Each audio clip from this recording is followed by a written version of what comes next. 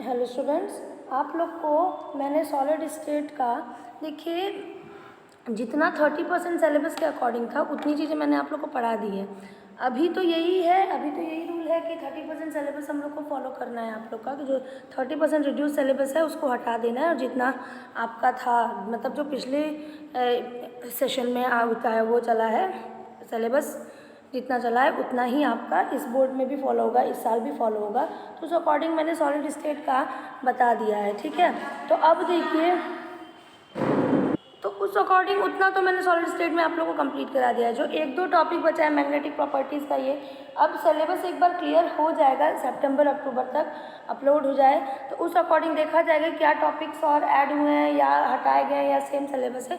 फिर उस अकॉर्डिंग उन बचे हुए टॉपिक्स में क्लियर कर दूँगी। बहुत ज़्यादा टॉपिक नहीं है, बस एक टॉपिक आपका छूटा हुआ है, ठीक है। तो हम लोग अब बोर्ड के अकॉर्डिंग जो नेक्स्ट चैप्टर पे चलेंगे वो है सॉल्यूशन।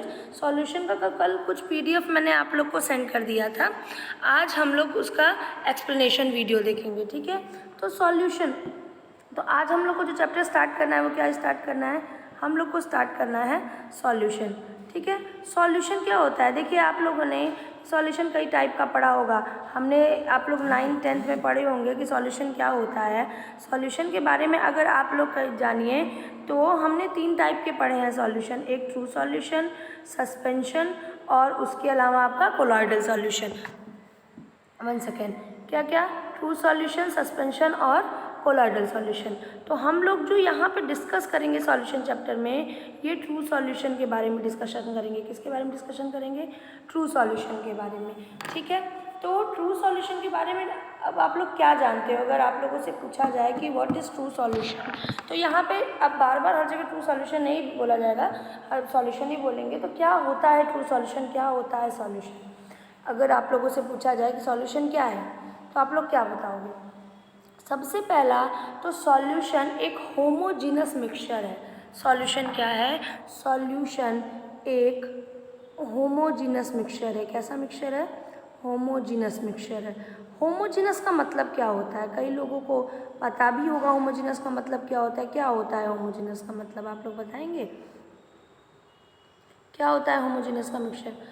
होमोजीनस का मतलब होता है कि अगर आप दो सब्सटेंसेस को आपस में क्या कर रहे हो, ऐड कर रहे हो, दो सब्सटेंसेस को आपस में मिला रहे हो, तो मिलाने के बाद हम दोनों कंपोनेंट्स को अलग अलग ऑब्जर्व न कर सकें, हम दोनों कंपोनेंट्स को अलग अलग ऑब्जर्व न कर सकें, ठीक है। जैसे हम लोग शुगर को वाटर में डिज़ोल्व करते हैं, शुगर सॉल्यूशन बनाते हैं, तो मिक्सचर बनने के बाद हम शुगर और वाटर को अलग अलग ऑब्जर्व नहीं कर सकते हैं। हम जो भी पार्ट उठाएंगे उस पार्ट में हमें शुगर और वाटर दोनों मिलेंगे, ये नहीं बता सकते इस पार्ट में शुगर ज़्यादा है इस पार्ट में वाटर ज़्यादा है, ठीक है। तो होमोजेनियस मिक्सचर ये होता है कि जिनके कंस्टिट्यूएंट पार्टिकल्स को आप अलग अलग ऑब्जर्व ना कर सको, डिस्टिंक्टली ऑब्जर्व ना कर सको।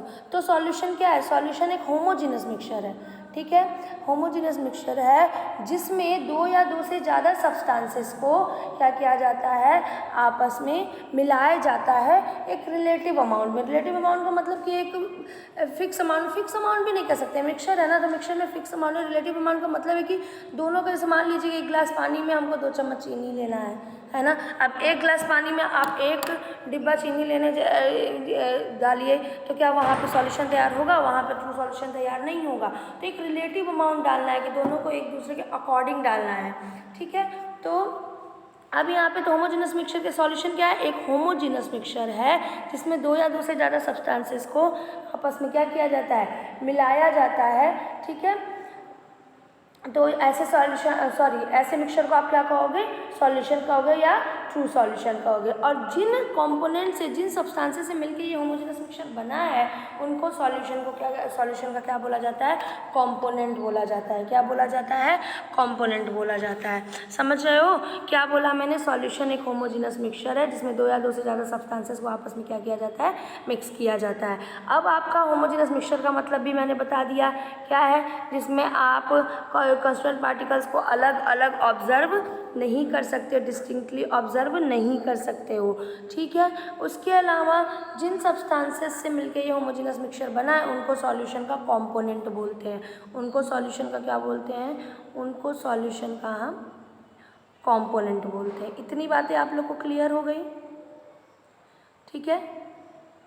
जब आप लोग अभी आप सोचो ना, आप सोचोगे कि मैम देखिए बेटा ये इंट्रोडक्टरी पार्ट है, आप लोगों ने बहुत बार ये चीज़ें पढ़ी होंगी, बट मुझे इंट्रोडक्शन इसलिए देना है क्योंकि बहुत बच्चे ऐसे होते हैं जिनको नहीं याद रहता है पिछले पहले का पढ़ा हुआ, तो मुझे बताना ही है। तो आप लोग को अगर समझ में फिर भी नहीं आएगा तो वीडियो को 2-3 बार सुनिएगा, ठीक है।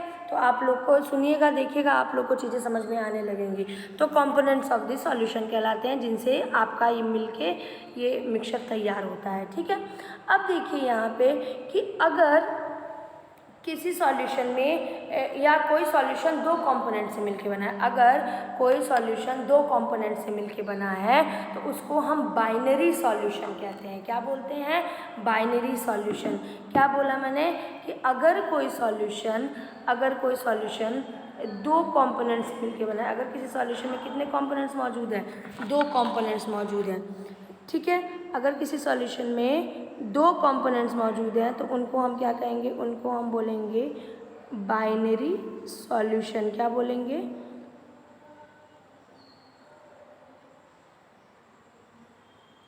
क्या बोलेंगे हम लोग? Binary solution. अगर 3 कंपोनेंट्स हो जाए तो क्या बोलोगे आप लोग? 3 कंपोनेंट्स हो जाए, मतलब आप कंपोनेंट समझ रहे हो ना? कंपोनेंट्स क्या है? जिससे आप मिलके वो सॉल्यूशन बना हुआ है, ठीक है। 3 कंपोनेंट्स को टर्नरी सॉल्यूशन बोलते हैं। क्या बोलते हैं?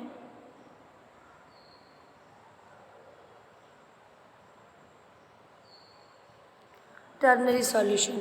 और अगर 4 कंपोनेंट्स है तो उसको हम लोग बोलेंगे क्वार्टनरी सॉल्यूशन। क्या बोलेंगे हम लोग?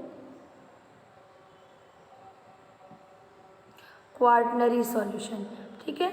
आपके नोट्स में ये सारी चीज़ें दी हुई हैं, सारी चीज़ें मैंने नोट की हुई हैं, बट मैं यहाँ पे लिख रही हूँ ताकि आप लोग को चीज़ें याद रहें, समझ में आए, ठीक है। तो क्वार्टनरी सॉल्यूशन, तो क्या कहा, फिर से बता रही हूँ, सॉल्यूशन जिन सब्सटेंसेस से मिलके सॉल्यूशन बनता है उनको हम कंपोनेंट्स ऑफ द सॉल्यूशन कहते हैं।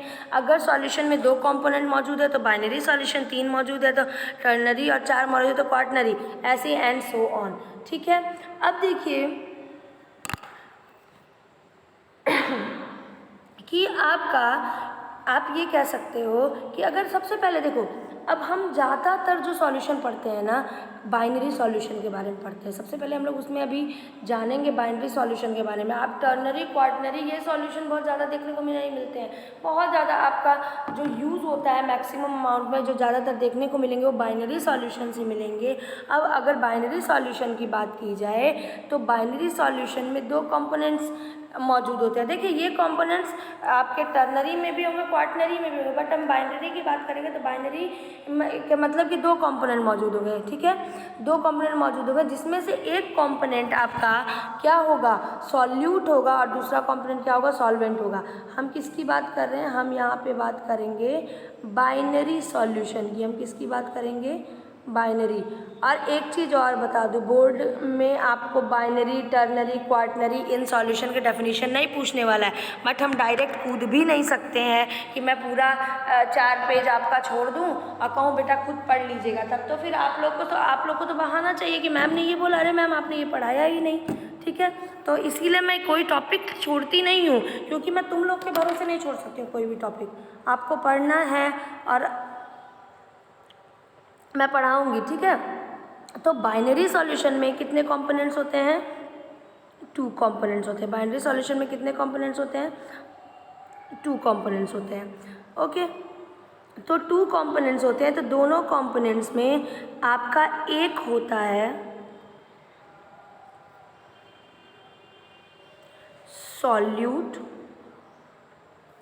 और दूसरा होता है